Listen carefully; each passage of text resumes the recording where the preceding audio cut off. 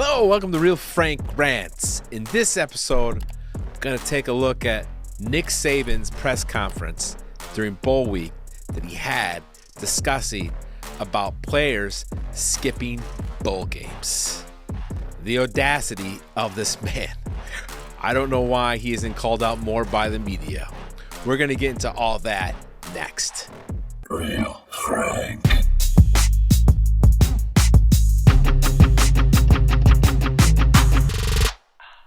All right, so college football season is pretty much wrapped up. Bowl games are all done, but something that Nick Saban said during his press conference during bowl week has just been gnawing at me that I felt had to be addressed because nobody was calling him out on this little press conference statement he made. Let's take a look at this and a listen.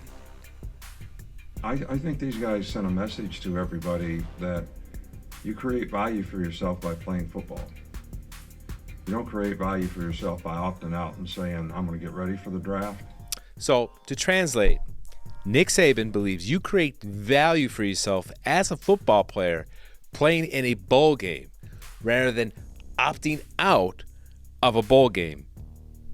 Just want to be clear on that. Because what are you getting ready for? Combine? Half the stuff you do at the combine isn't relative to football. So, in his opinion, all you're doing is getting ready for the combine. Now, I always thought the combine was like an NFL job interview. So the combine is your future employer.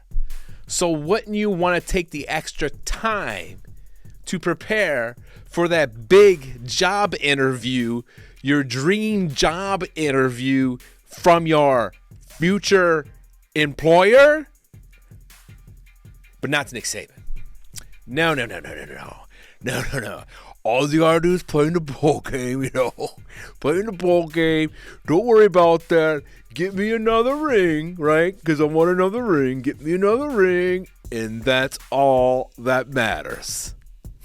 But when you play against good competition and you play well, that creates value. And I think it speaks volumes of your character when you choose to be a part of your team. Oh, so he feels that by not playing in a bowl game, chasing your dream to prepare for your lifelong dream job interview makes you a bad character, gives you low character. You understand what he's saying there? Let's just listen to that line again because I think that is huge. It speaks volumes of your character when you choose to be a part of your team, and you can be counted on to be a part of your team regardless of the circumstances, and you finish the season with your team. Regardless of the circumstances, right? Regardless of the circumstances. So let's take a look at some of these past circumstances that he sees as irrelevant and believes is a character flaw if you do not play in your bowl game. A meaningless bowl game. If you're playing for a natty, it's a whole different story in the playoffs.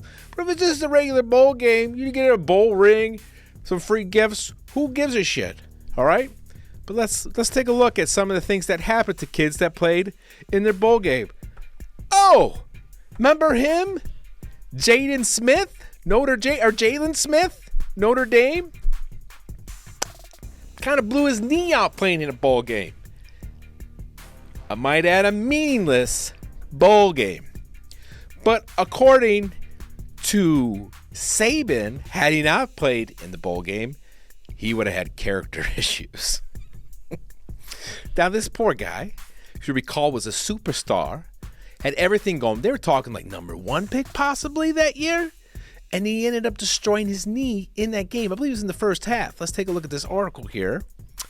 Midway through the first quarter, he tore his ACL and MCL, and he was playing in a college bowl game, not a college playoff game. It included nerve damage in his knee also. Can you believe that? Character flaw. He was projected as a first round in the upcoming draft.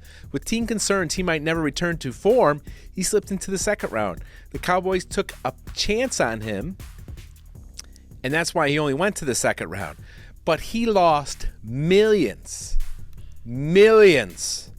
of dollars because he played in his meaningless bowl game from the standpoint of not playing for a natty rather than prepare for his dream job interview for his future career outside of collegiate athletics. You hear what I'm saying? I don't know why anyone didn't call Saban out on his wacky whack. I mean, that was ridiculous. Now you're thinking, oh, maybe that's a fluke. It doesn't happen that often. Here's another instance. This is Jake Butt of the Michigan Wolverines. He was played in a meaningless bowl game.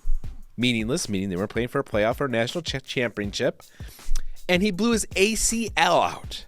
And he was a senior. And he was projected to be a high pick too.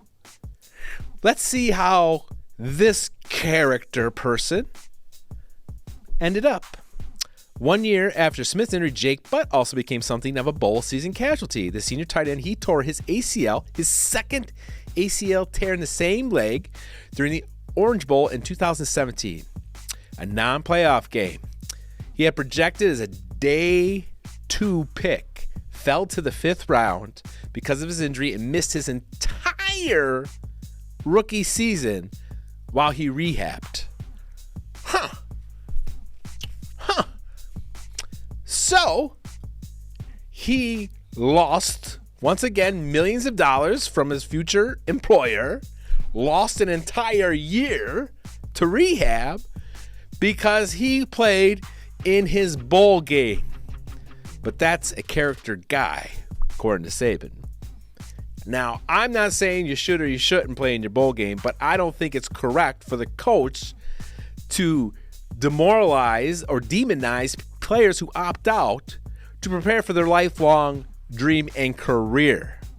I think it was a pretty shitty way to talk about it. And I'm surprised no one in the media called his ass out on it. I don't understand it. Do your job. He's not going to bite you. Are you afraid you're not going to get any new sound bites from Saban? He's going to get mad at you and blackball you? Come on, this is ridiculous.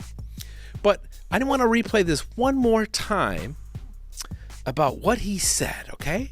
What he said. Message to everybody that you create value for yourself by playing football. Mm-hmm. You don't create value for yourself by opting out and saying, I'm going to get ready for the draft. Mm-hmm. Because what are you getting ready for? What are you getting ready for? What are you getting ready for? Fine. Half the stuff you do at the combine isn't relative to football. These guys don't want to get hurt. They don't want to ruin their ability to try out in the combine.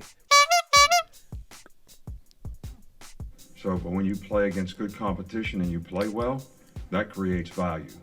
And I think it speaks volumes of your character when you choose to be a part of your team.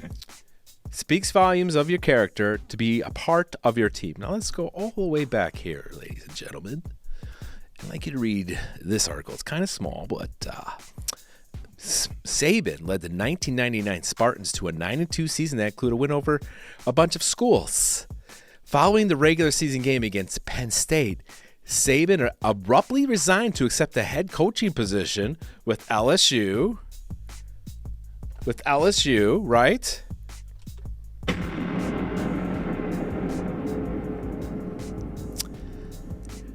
And Saban's assistant, head coach and successor Bobby Williams coached the Spartans to a Citrus Bowl victory over Florida. So, Saban skipped his bowl game at his school to take another job at another school. What about his character? Call his ass out on that, huh? That. You son of a bitch. See? Biggest hypocrite in college sports. The asshole is trying to tell kids you should play in your bowl game, but here in 1999, he left his school from the bowl game. He didn't coach the bowl game to take the job at LSU. You see what I'm getting at? And kids shouldn't care about their future employer, their dream job, and trying to stay healthy and train accordingly if they have nothing to play for because Saban needs another ring. Put another ring on it, put another ring on it, put another ring on Saban. It's all he cares about. This man is a piece of work. I don't know why the media never called him out of it and brought up the situations of players getting hurt, or the fact in 1999 he left before his school played the bowl game to take another job, maybe his dream job at LSU, which we know wasn't true because he has since went to the Dolphins and then Alabama. So this man, a hell of a coach, but the media's got to stop being scared of him and start calling him out more on his BS. Until next time, thanks for watching.